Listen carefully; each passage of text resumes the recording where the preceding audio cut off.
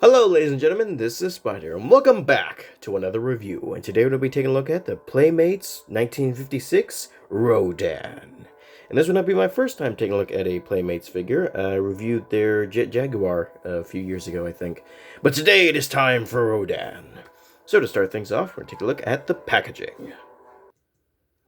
Alrighty, so here we have the packaging. And before we go any further, I just want to mention I find it pretty funny that even though it's a Bandai figure, they have it's a Playmates figure, they have a Bandai figure on the front of their box.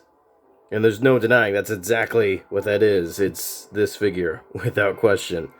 And it's a Playmates box with a Bandai Godzilla on it.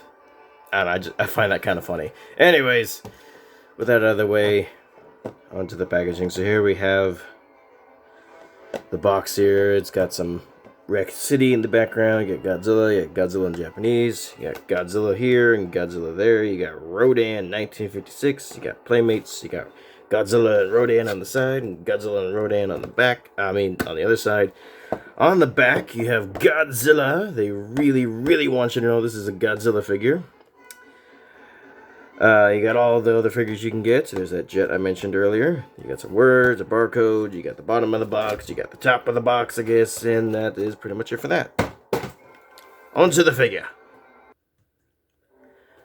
Okay, so here we have the figure released in 2021 and based on their appearance from the classic 1956 film Rodan, or its original Japanese title, The Giant Monster of the Sky, Rodan.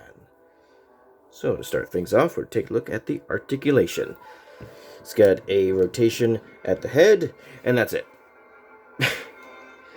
Yeah, that's the thing with Godzilla figures, or at least affordable Godzilla figures. They don't move much. Although I found out that apparently it was originally supposed to have more articulation. Yeah, some of the earlier promotional images showed it having hinges at the wings, which is kind of cool, but at some point during development, they got rid of that. So, that's kind of a bummer. Also, apparently, a lot of people didn't like the look of the hinges, and yeah, they didn't look great, but hey, at least it would have given you the ability to move his wings, because I would like to have a Rodan figure that could flap his wings. But this figure can't do that. You just spin the head, and that's it. So, yeah, on to details. So, we'll bring the figure up close here. Gotta raise up the camera so we can get a better look at it. We'll bring in the face here, and there you go. You can see his nice birdie face. So you got Rodan's face. You got his eyes, which are all black, which, while that may look weird, as far as I can tell, is actually accurate to the movie. Got some nice detailing on the beak. You got a nice red tongue painted there. Unfortunately, there's a paint defect on mine. Whoops, bumped the camera. He's got some red on the top of his beak. But thankfully, that is just my copy. Not all of them have that. And got the horns with the nice gold on it, same as the beak. Overall, the head is pretty cool. The only thing I think is missing is his teeth. Which, yeah, Rodan has teeth, and they didn't sculpt that in the figure at all. It's just bare beak there. So, that's kind of a shame, but whatever. You got his neck, which looks all nice and good. You got his chest with all the armor bits and the gold. You got his wings, which have some nice texture on them. He has little claws, which are painted gold, and they are painted all the way around. Even the bottom of the claws are painted gold. That is quite nice. Sometimes they kind of cheapen out and don't paint the bottom of the claws, but they did all around. That's quite nice. He has legs here. Some claws, golden claws there as well.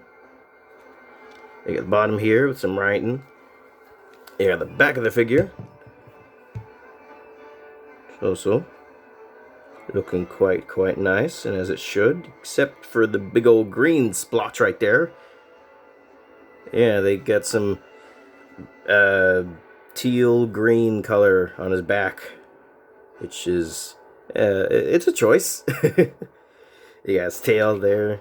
You got the back of the legs and the wings. So yeah, overall, I would say the sculpt is pretty decent. Only thing I just kind of wish the head was a little further down because he's constantly looking up. That's a little awkward. But other than that, sculpt is pretty dang decent. I like it. It's just that the paint choices are a bit odd. Like the gold and the green are not how he appears in the movie. And yeah, I was quite confused why they went with those choices until I discovered that it's actually an homage to the original Bandai Rodan that came out in 1991, I believe. So yeah, that's why they went with the green and the gold. It's a reference to that figure, or an homage, or both, whatever. So yeah, that's pretty cool. And while the green is still kind of odd, the gold actually kind of works. I gotta admit, it's not a bad choice. So, yeah, that's pretty much it. That's all I can think of to say. Overall, it is quite nice. Oh, yeah, there is one more thing I have to say. Do be careful about the paint. It might... It's hard to tell, but I think it is kind of chipping off in some places. Like if you look here on the back. Focus in here. Focus. You can see some of the gold is chipping off and the green is kind of peering through. So, yeah, and I haven't even been that rough with this thing, so the fact that it's already chipping in some spots is a little concerning. So, be a little careful. Keep that in mind. But, for the most part, pretty decent. I like it. Alrighty, I think that's all I've got left to say, so on to the size comparison. So, to start with the size comparison, as always, here it is with a LEGO minifigure. With the Packet Destruction minifigure Mothra. The Packet Destruction minifigure Godzilla. And here it is with the Jakks Pacific, trying to remember the name, Godzilla and Rodan Kings Collide Battle Pack. That's what it was called. So yeah, those two little guys. Here's with another Playmates figure, the Jet Jaguar. They released a little bit ago. Here it is with the Bandai 54 Godzilla from 2002. So you got the original Rodan, the original Godzilla. And finally, here it is with the previous review, the Incredible Hulk Gamma Glow Target exclusive Hulk. Alrighty, now that we're done with that, it's measuring time. So we'll get measuring tape out here, get it in there, get it a little more centered, get it a little more focused. You can see he's basically 6.5 inches, so it's a pretty sizable figure. It's pretty nice, pretty nice.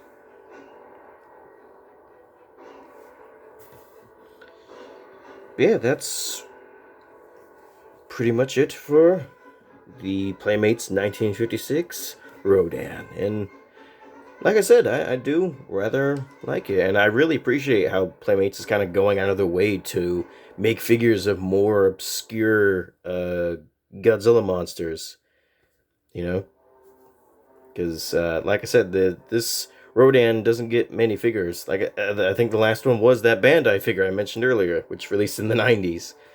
So yeah, a lot of more obscure Godzilla characters don't get a lot of figures, and when they do, it was like years ago, and now they're like $100.